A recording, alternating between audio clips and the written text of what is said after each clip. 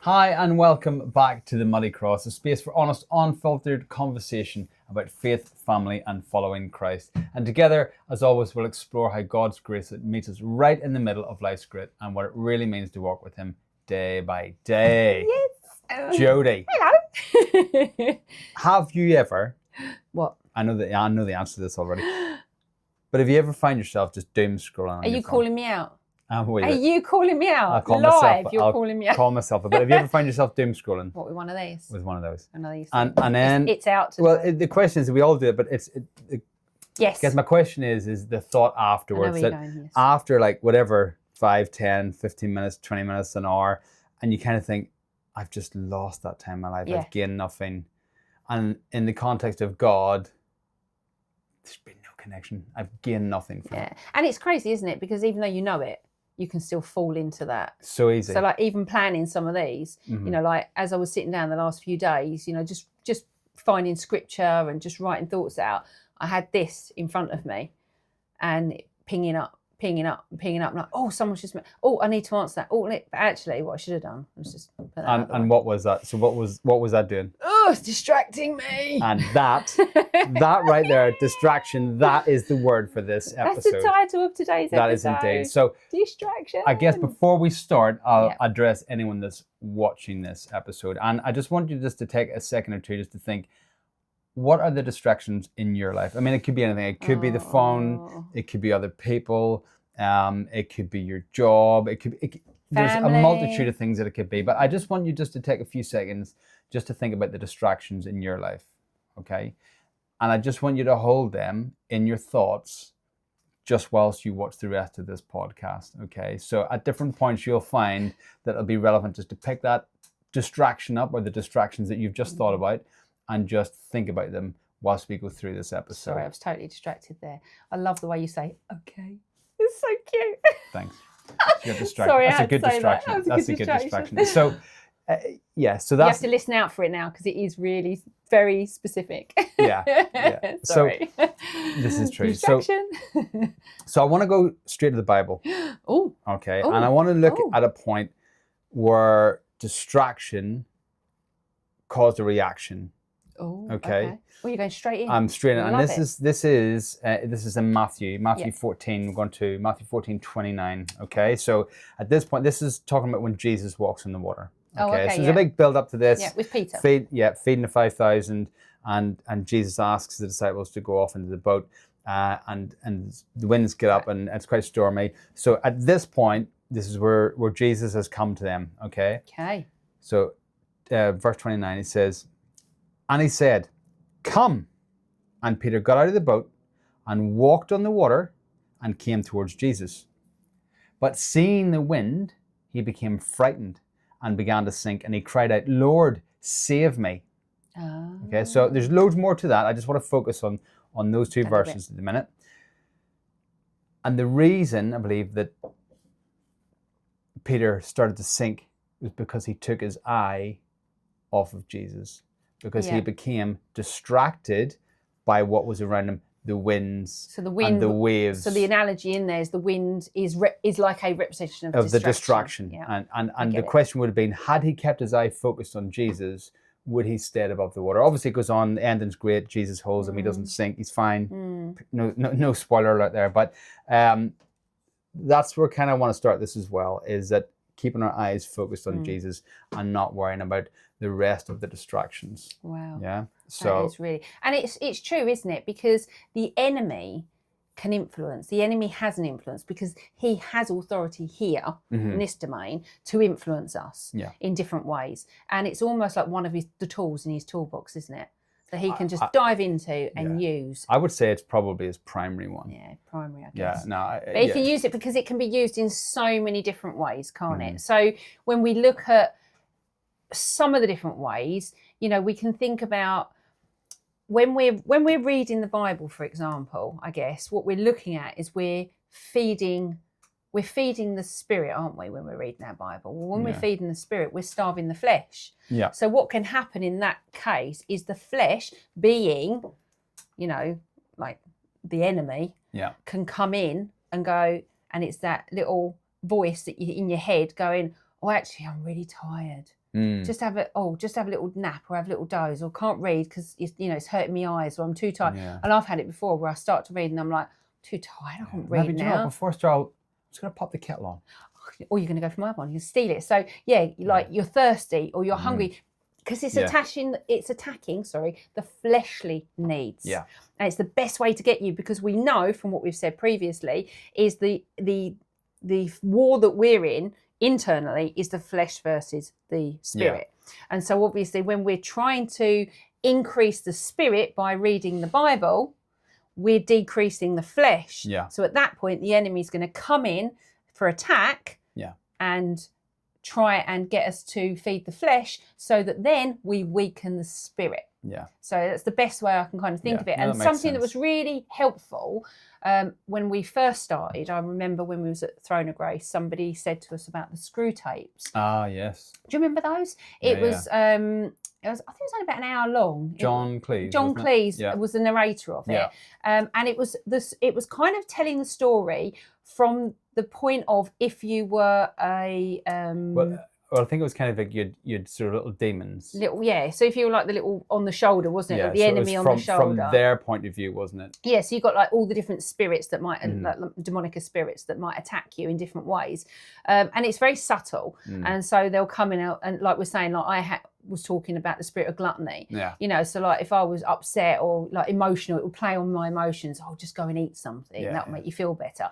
Well, those little spirits that are kind of hanging around. So it's learning to listen and think, no, that's not of God, or that's not of me, that's of something else, and I don't need to be distracted by that. I'm going back into this. It says about fighting the flesh, doesn't it? We are fighting the flesh. And trying to focus on more in the spirit, and that makes sense. The screw tips are really good, quite comical. But it was an interesting take. I think the first time I listened, I actually only listened to the first 15 minutes. If it was the first story, if you like, or first two stories, and it was just revelation to me. It was just like, I get that. I actually now understand how they work, and I think it was tying in with the time that I was looking into the spirit of gluttony and stuff like that, and I was like, I get that, because it just really helps you to understand how that demonic world kind of tries to influence us, and distraction is the major tool. I was going to say, because even listening to those, again, the bits that I did, like you'd mentioned, it was all about just different ways of distraction. That was the main tool, wasn't it? Basically. So again, that's a really good reference for somebody, if you want to, is to go and listen to those. And we can put the link. I say that because he's I'm sure we can. He's the tech person, not me. But we can put we'll the find link. the link. We'll put I it in. literally just looked at my phone. See, distraction, because it's there. So I don't normally have it out. See, it's a perfectly distraction. timed distraction. That was. It was to show. So talking about distractions then. Yes. So maybe we should expand on what distractions are in a typical person's life. Well, we kind of put together a few. What we sat down and we thought, right, what have been a distraction over our life? If we looked at pre-kids, post-kids, all of that, wasn't it? Is let's look and kind of generally people. What not is an the exhaustive list, but certainly some of the ones that popped up. Several, I think. But so the first one was relationship, and this is not in order. This is just what come up. So not relationships, husband and wife, but equally. Any relationship. Well, it could be. But it could be maybe more when you're starting to court and date. Well, any relationships. So if we think about it, the relationship we should be focusing on above all is the relationship with us and God. Me and God should be, unfortunately, me and God's relationship should be above you and me. Well, it should be. It should be. And yours with God should be above you and me. So our relationship with the Lord should be primary. Then it's to become one. So we together. And this is why, for us, it's a journey together. So our relationship with the Lord is strong, and our relationship is strong because we're doing it in unity together. And I guess the distraction is if somebody or a couple, whether they're just a couple or they're married or whatever, if one is with God and one's not, then it doesn't mean that has to break their unity. No. I'm not saying you've got to separate or anything like that. But I'm saying you could see how there could be a distraction because there's a non-believer with a believer, and that could cause a little bit of distraction. But we know from God He doesn't want separation, so that's not. If as long as it's a healthy relationship, that's fine. Absolutely. But it's about, so like you were saying, so when, and I guess having a teenager now in the house, these sorts of things, he's a very early teenager, so we haven't got to worry now, but these sorts of things, it's starting to surface that this in the near future could become a reality where we are, like there's a few people that we've been following on podcasts as well for us, that actually it has been helpful on certain narratives of what we can do to help him, so things like, if you find somebody that you have a little crush on, you become cute on, should we say, is that a distraction?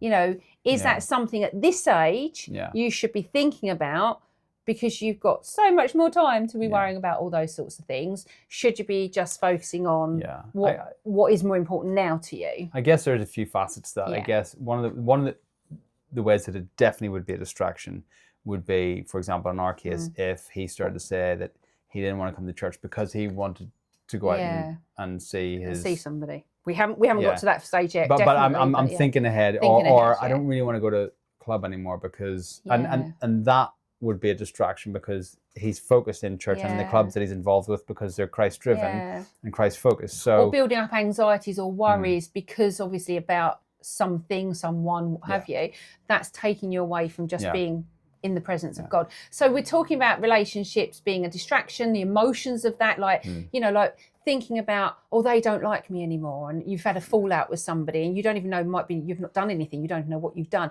and you're worrying about that. Well, give it to God.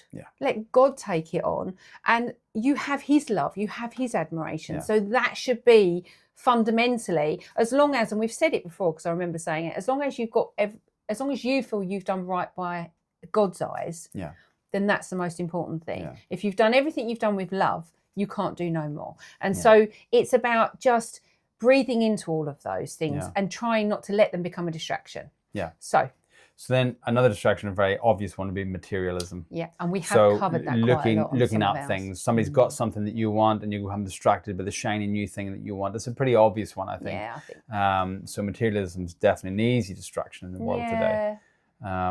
I suppose. It is, isn't it? It's I think because we've stripped ourselves so far away from it, for me, I find it hard now to put myself back in that position. But I can in the world I can see it as a massive distraction in that regard. It's a very easy one, obvious one. Another one is money. Money, yes. Money can definitely be a distraction. I think regardless of whether you've got a lot of it or not enough of it, I think it can still be a distraction either way. Well, it can, can't it? Because if you've not got enough of it, it's almost like it takes over your thoughts because you're constantly seeking it, aren't you? Almost idolizing, I would say. Almost idolizing. But equally, then if you've got loads of money, you seek more of it. Again, it's still an idol. And actually, it's almost like when you've got a lot, you don't feel like you need God because you've got the means to support yourself. So actually, that's quite a dangerous ground. Well, you possibly...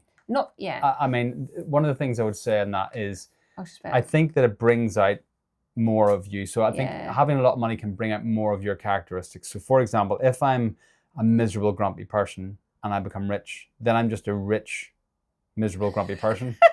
But if I'm a very generous and loving and giving person and I become rich, then I'll be a rich, generous, loving, giving person, theoretically. So it kind of brings out, doesn't it, what your true characteristics are. You can do a lot of good with money.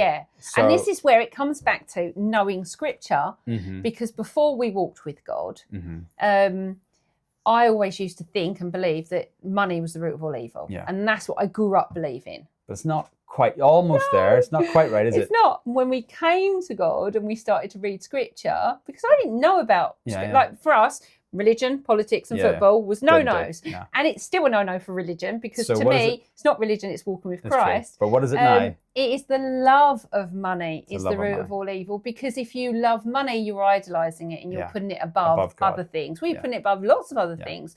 And so therefore, it's not money. Money is just a tool. Exactly. And it's literally just a tool of exchange for for an item. Just so you use to barter that you can do good with it, and you can do just as much good with it as it can be harmful. So, but it's still a distraction, whether you've got it or whether you haven't. Because again, if you don't have it, you can become focused on it. Where really you should be focused on God, because God will provide. So it's one of our distractional ones, absolutely. isn't it? So we got money. So then, kind of related to money is work, because that's how we get money. Working, so that would kind of be like achievements, for example. See, I want to go back to the Garden of Eden. Then we didn't have to have all this. It would have been easier. It would have been easier. But from a work point of view, because we're not in Garden of Eden, so like a striving for success, that can cause a distraction, can't you? It can destroy so that actually goes back to, I can't remember which one we did it in, but previous episodes. In Grace and the Grit. Yeah, when we were talking about, like, for me growing up, it was that constant striving for achievement, getting trophies, getting accolades, getting awards, always wanting to be the best in everything because I had to prove everything. So that becomes your focus. And it literally takes you away it's consuming. Takes you away from the Bible. I must get that next qualification. I must get this, and I'll focus on that when I get this. Yeah. And so there was no time for life. No. Because you're too busy achieving. Yeah. Or trying to achieve. Yeah. No, that's true. So that was another one, wasn't it? And then link to that thing. Link to this thing, which seems to be the primary thing, is that it's don't we? Is the internet, I guess, in some respects, social media. And this is a massive distraction. Yeah. And a concern for us in the generation now. Yeah.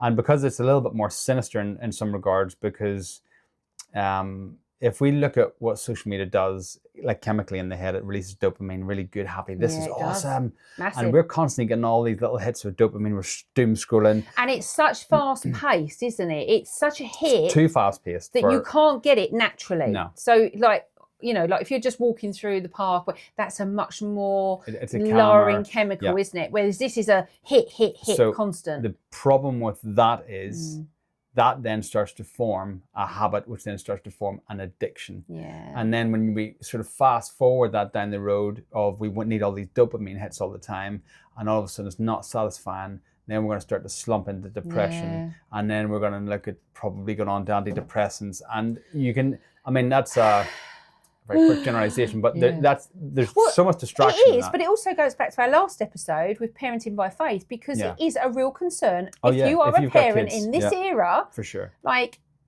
I would not want to be a child in this era. I'm grateful for the era that we grew up in, because it is consuming, and it's why we kind of threw out the TV, and we've said that we limit all of that, don't we? Because it is, at their ages, it's not something that they can monitor themselves. And it becomes a constant battle, doesn't it, between parent and child? I tell you, a great success story in this. Again, it's going back to Limitless, the festival that we went to, and one of the young ones that came away from that, on reflection, we were talking about how did it impact you.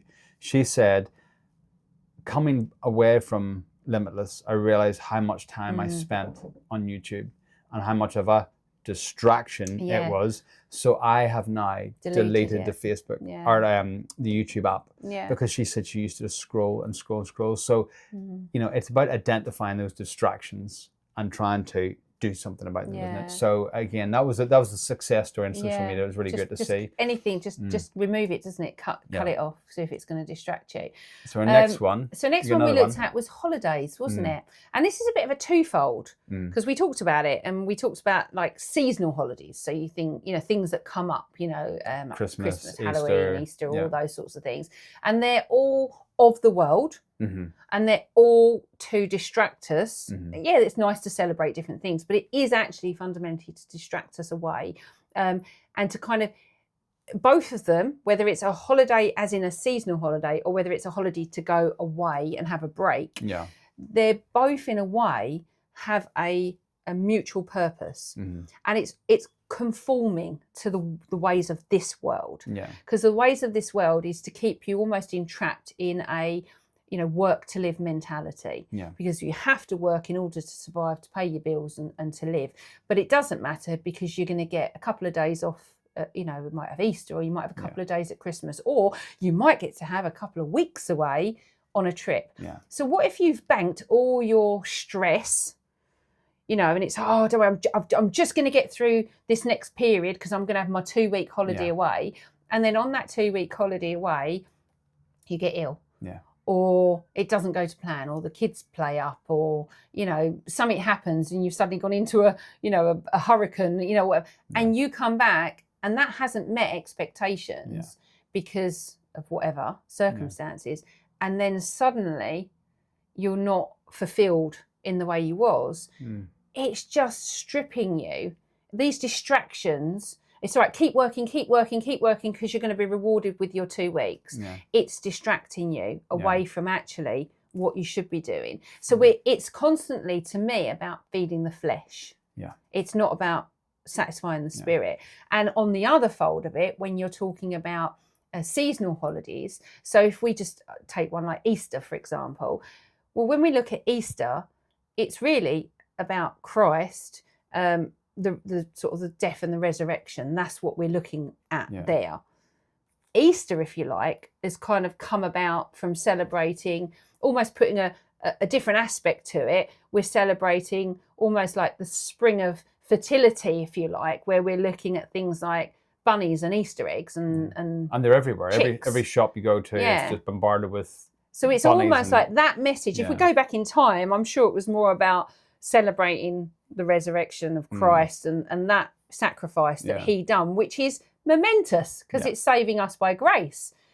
But we're more worried about Easter bunnies and things. So the focus has changed. Distraction. It's distracted, and it's the flesh, it's the worldly things distracting you away. And again, it's more about that feeding the flesh. When we feed the flesh, we're increasing the flesh and we're decreasing the spirit. Yeah. And that is going to make the enemy very, very happy. Yeah. So all of those things, it's really important that we have discernment, really, is the word that I'm looking for here. Yeah. We have discernment to know that in that season and go, no.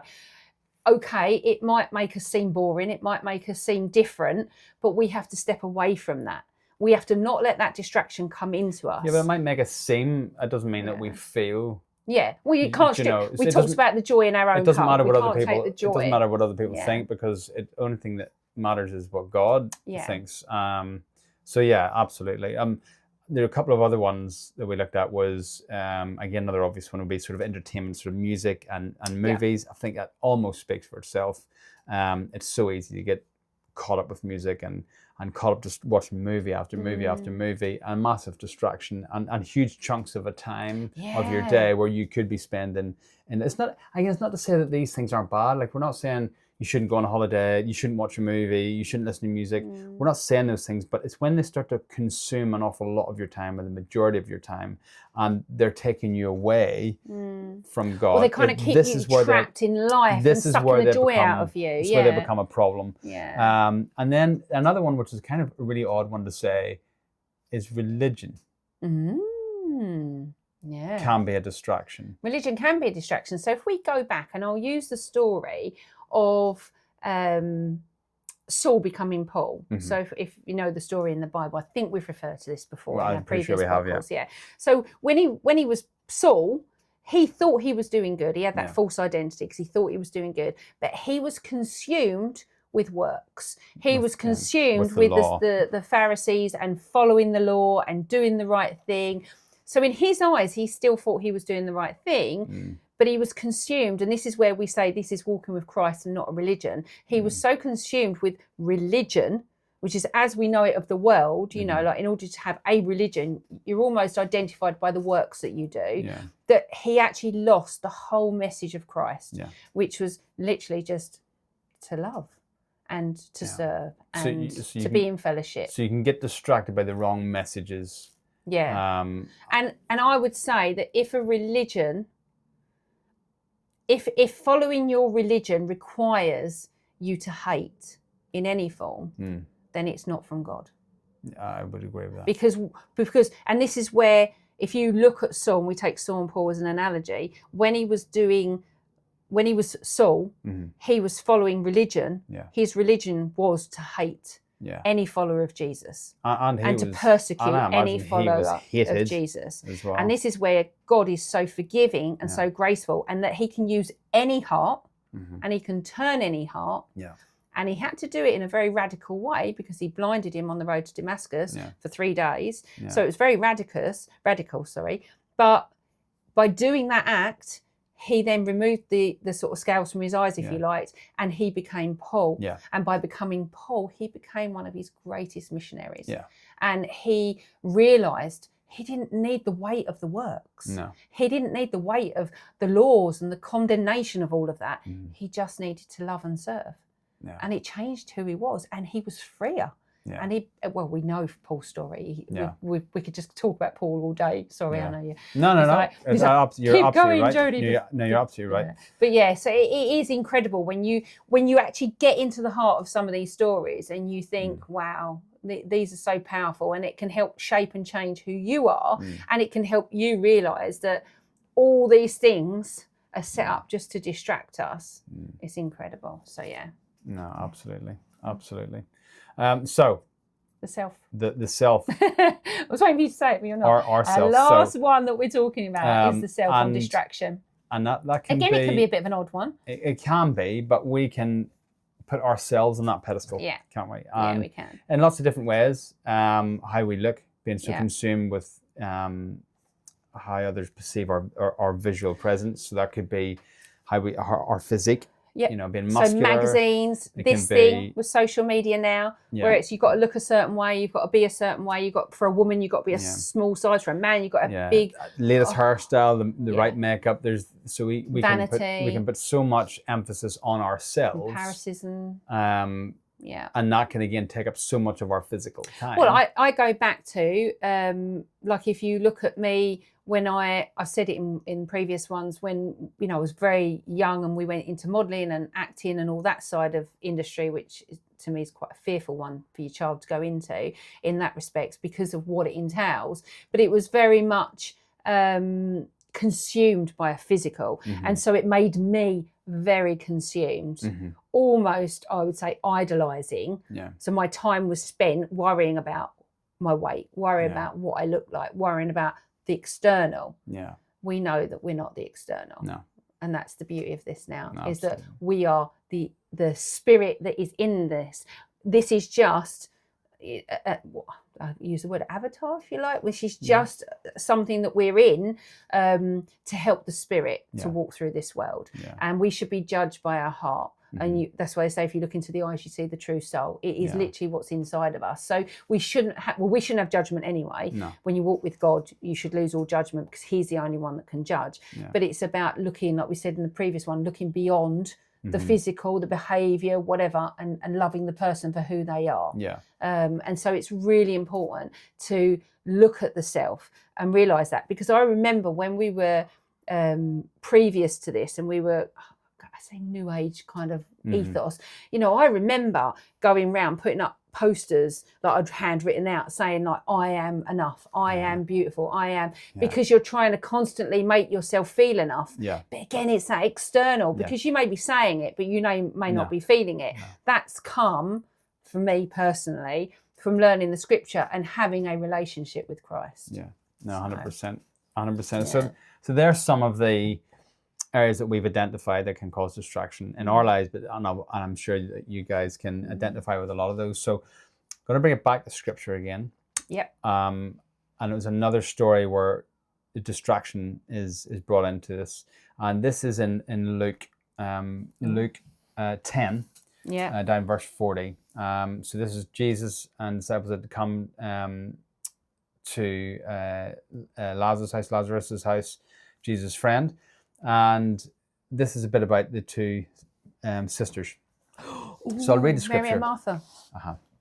But Martha was distracted with all her preparations, and she came up to him being Jesus, and said, Lord, do you not care for my sister? Do you not care that my sister has left me to do all of the servings alone? Then tell her to stop and to help me. But the Lord answered and said to her, Martha, Martha, you are worried and bothered about so many things, but only one thing is necessary. For Mary has chosen the good part, which shall not be taken away from her.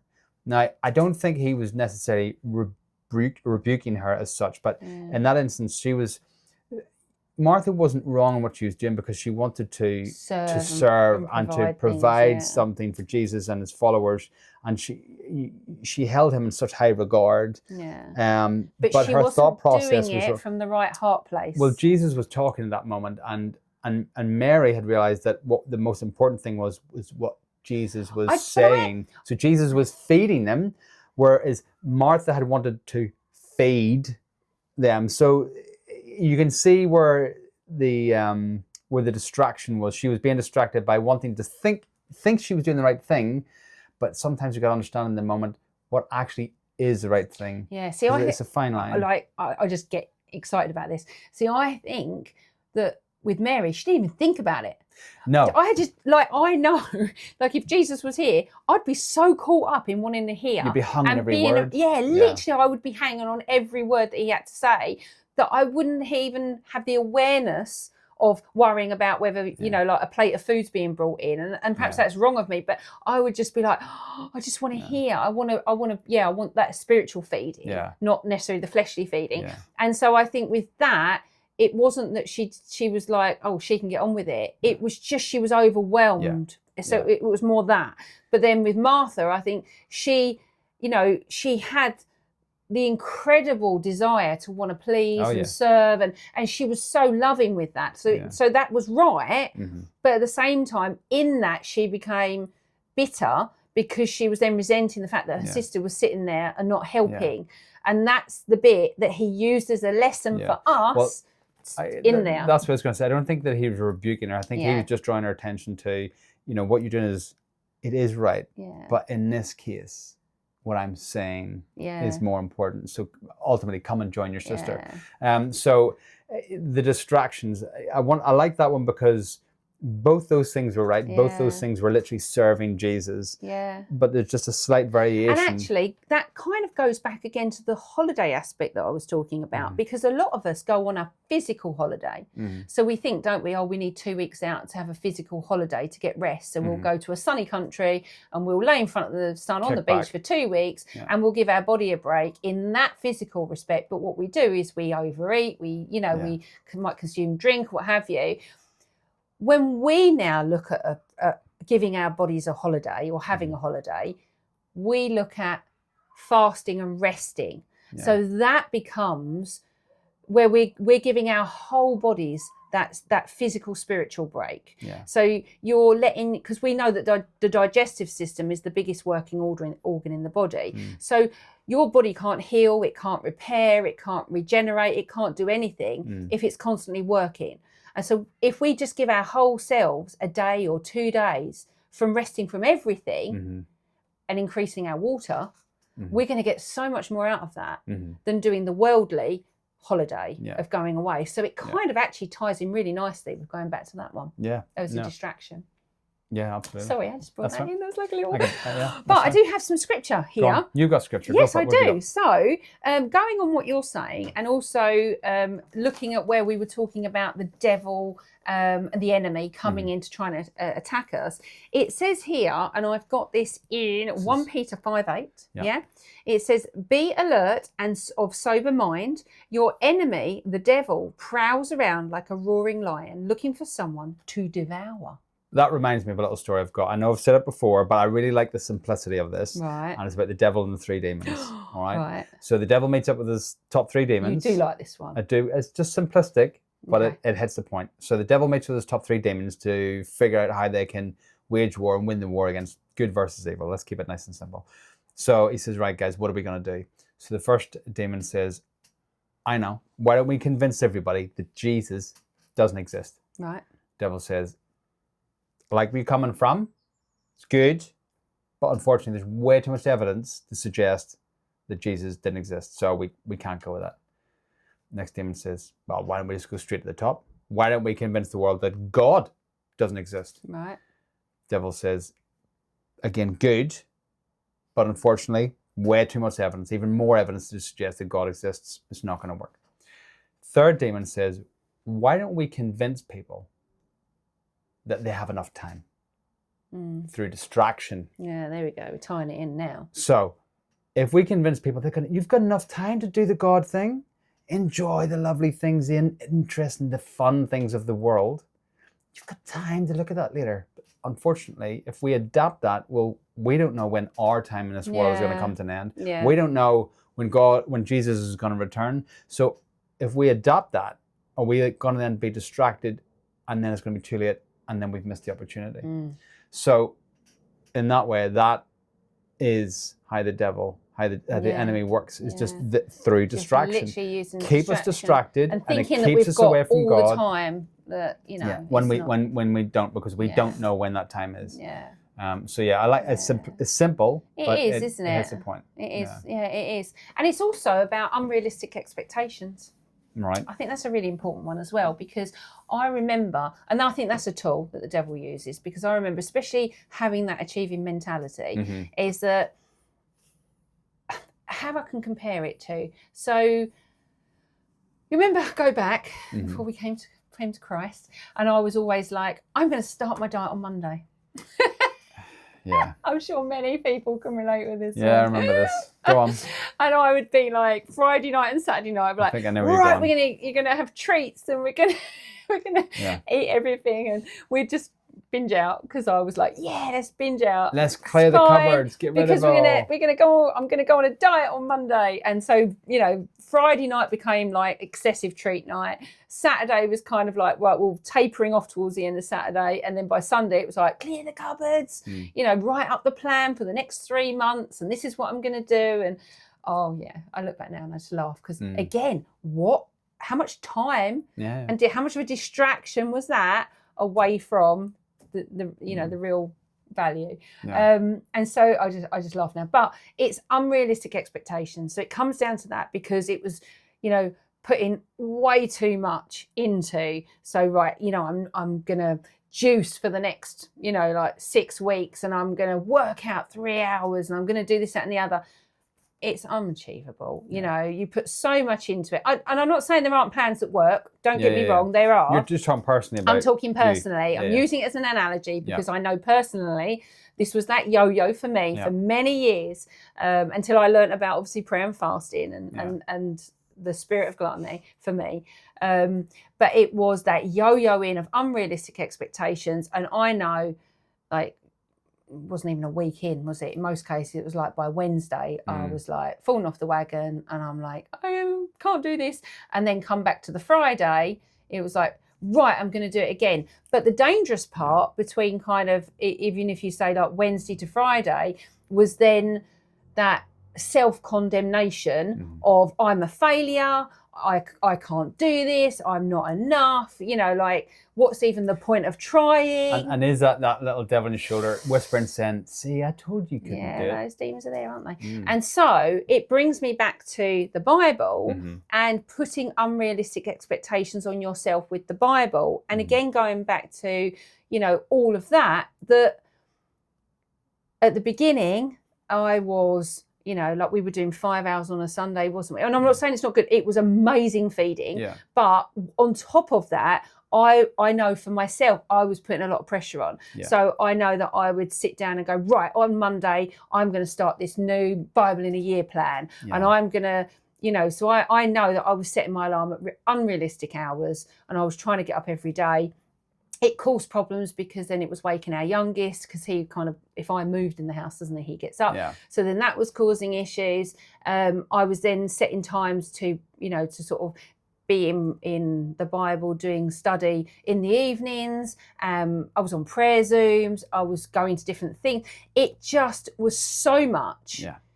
It was unrealistic to be able to sustain, is probably the right way of putting it. Which is kind of distracting in itself. And totally distracting. But what then happens is that, again, you get, it may be really successful, and you get even a week or a month in, 2 months in, but at some point it's not sustainable. Yeah.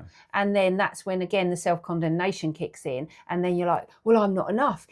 I don't know enough of the Bible. I don't know enough of this. And I know, like, I can't even be beyond grateful for the foundation that we had from obviously with Judea and the Throne of Grace. And I know that, like, the learnings and the teachings there was, like, if you think of the devil and the way he works, like, he used to be an angel, Lucifer. He knows this more than we would ever know this. And so knowing your scripture is vital to be able to combat, like in warfare, prayer warfare and stuff like that. So it's really important.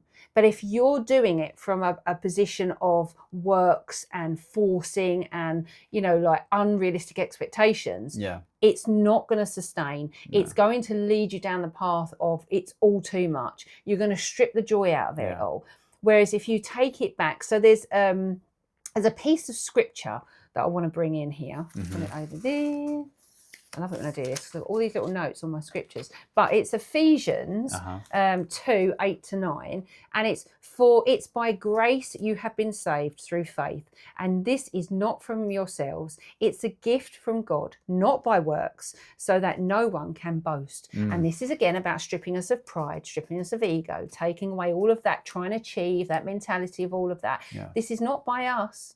This is by His grace, and therefore it is not by works. So rather than putting the pressure on, if we literally just say, I'm going to schedule in time with God, and I'm going to have some time with Him, and whatever that looks like, almost let Him lead you. And this is why we say now, it used to be prayer, well, I've got to keep talking, I've got to pray for this, I've got to pray for that. Whereas now I just kind of sit there and I almost let Him speak more, or at least open the floor up to let Him speak more.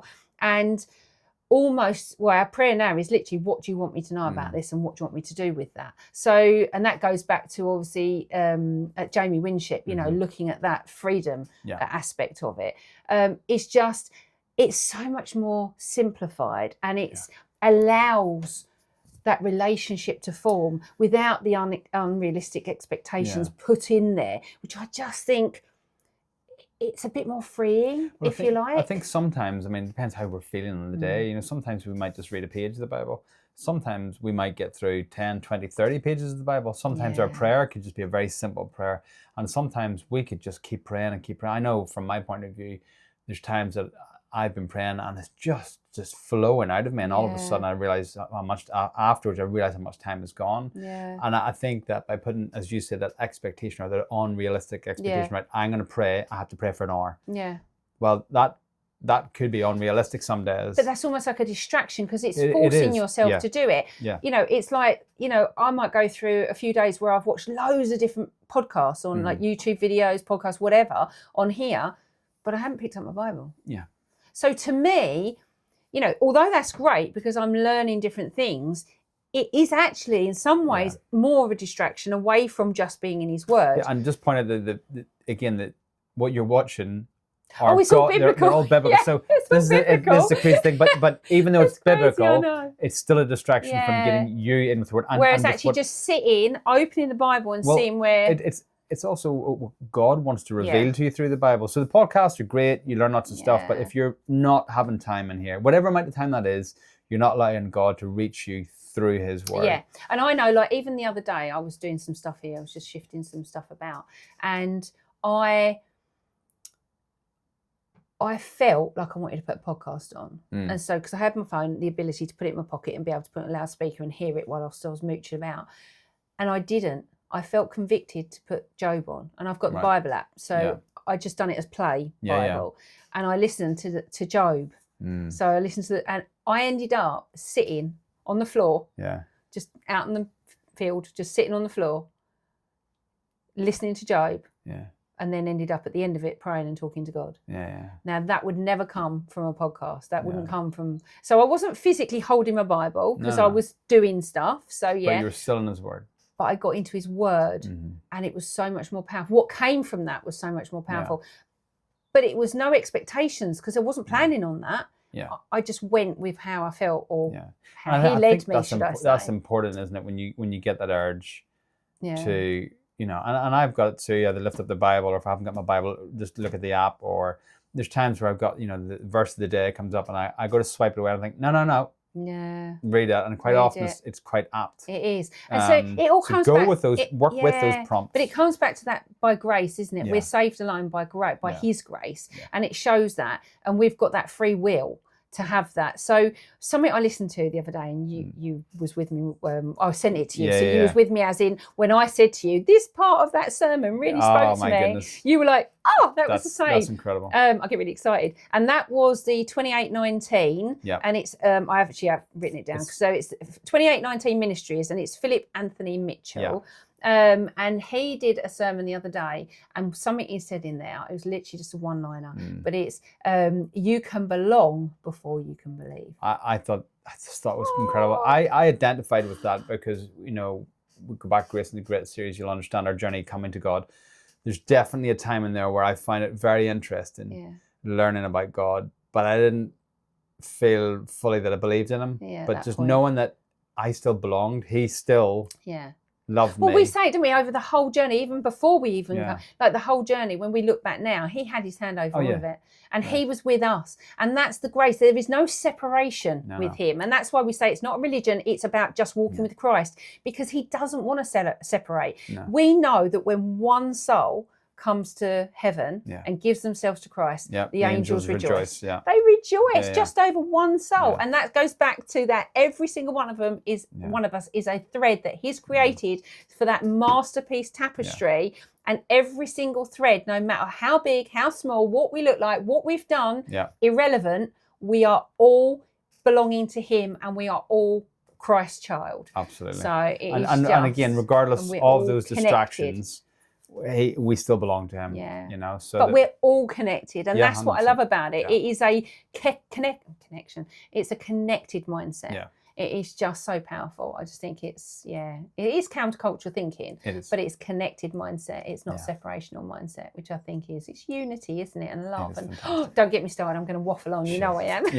But ultimately, it all comes down to building a relationship with Christ is the foundation of it all. 100%. That is the foundation. And trying to get rid of those distractions. And having awareness of the distractions that are around you. I think that's it. You have awareness of them and then start to do something about them. So that probably brings us, not fully, but pretty much to the end of the episode. But we have got our takeaways. 5 takeaways. Our 5 takeaways. So I like these little takeaways. Well, they're helpful. Little bites that you can do things with. Yep, absolutely. So our first one is we've already said, is establish time for God. Try not to be too over the top and say, I'm going to give an hour and a half of my day and it's going to be at 7 o'clock to it. Just understand that you need to set some time aside. Realistically, that time in the day might change because on one day you're busy at that particular time, another day you're free, or whatever the case may be. Just know you've got to set time for God. Well, we have scheduled in, haven't we, like in our routine. So we've got prayer time with the boys, and we've also got obviously Bible study time. You can do some program planning in, but it's just be realistic with it, is what we're saying. So number 1 is to establish time for God. Number 2 is to set some boundaries. So we would say limit time on the phone. Maybe it could be that when you get home from work, put the phone away, check it before you go to bed. It could be that you only check the phone in a certain room in the house, in the kitchen, so it doesn't come into the other rooms, whatever the case may be when for you. When you pick up this, put away that.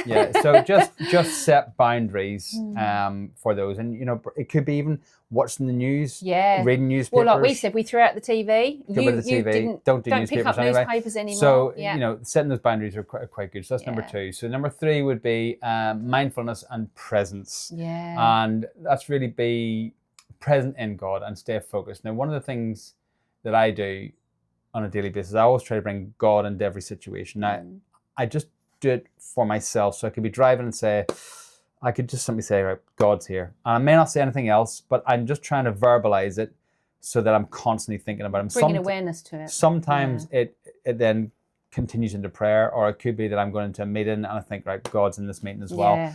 Well, you're inviting him in, aren't you? But for me, it's saying it, and then I'm more aware of it. So it's inviting him in, being mindful of his presence. Number 4 is accountability and support. I think this is important for everyone.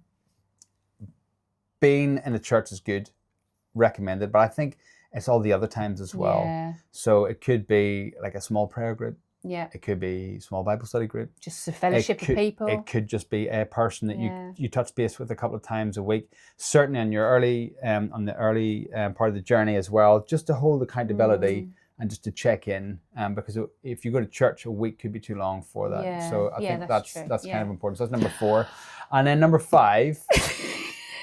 It's in again. If you've watched all the episodes, you'll understand why she's laughing. It's almost like Where's Wally? It's like spot it in here. It is. So number 5 is lean not on your own understanding. And this, I don't know, this verse just creeps up on every episode, not purposefully, but you'll find it in Proverbs 3:5. Is lean not in your own understanding.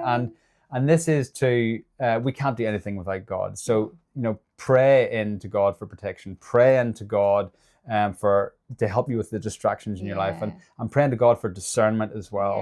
And just know that you can do all things through him, but you can't do all things without him. And that would be our number 5 or 5 top tips. And that brings us to the end of this episode. Guys, thank you so much for staying with us right to the end. We really do appreciate it. Guys, please do like and subscribe. Please subscribe. Pass it to other people if you feel this has been helpful to you. And don't forget to comment. We love to read the comments and direct messages as well. And we do respond to them all. And if you want to support this channel, you can do so by following the link at the bottom of the description, which is Buy Me a Coffee. And it'll tell you what you need to do. But guys, thank you very much for joining us. Stay rooted in Christ, stay strong, and we will see you on the next episode. Bye. Bye.